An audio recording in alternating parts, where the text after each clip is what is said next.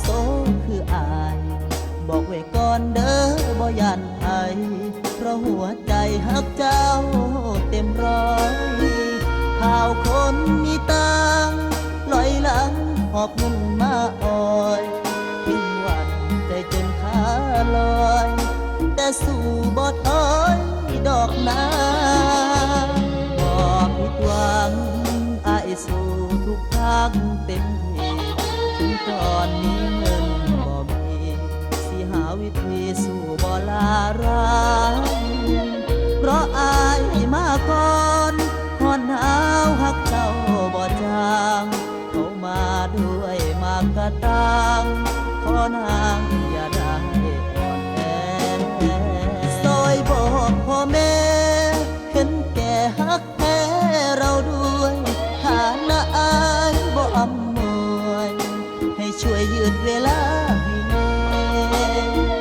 หากเจ้าจริงใจอายก็จริงจังบ่มีทางแพ้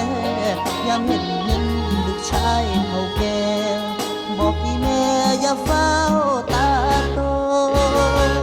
หน้าโลโลผู้บ่าวโลโซคืออายอยากแต่น้องโดนเงินฉุดไปลืมหัวใจผู้ชายหน้าโลอายสู้สึกรักแบกนับหนักเขาหลายกิโลแต่ถ้าหากยังตั้งโจโกผู้บ่าวหน้าโลสิขอโซตาย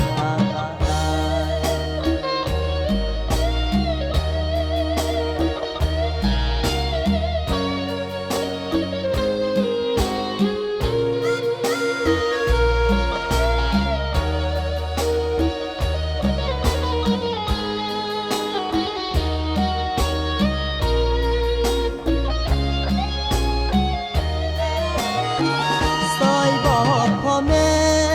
เห็นแก่ฮักแท้เราด้วยทางละอายบ่อำนวยให้ช่วยยืดเวลาให้แน่หากเจ้าจริงใจอายก็จริงจังบ่มีทางแพ้ยามเห็นเงินลูกชายเขาแก่บอกอีแม่อย่าเฝ้าตาโตหน้าโลโลผู้บ่าวโลโซคืออายย่านแต่น้องโดนเงินฉุดไปลืมหัวใจผู้ชายหน้าโลอายสู้สึกรักแบกนับหนักเขาหลายกิโลแต่ถ้าหากยังตั้งโจโกผู้บ่าวหน้าโลสิขอโซ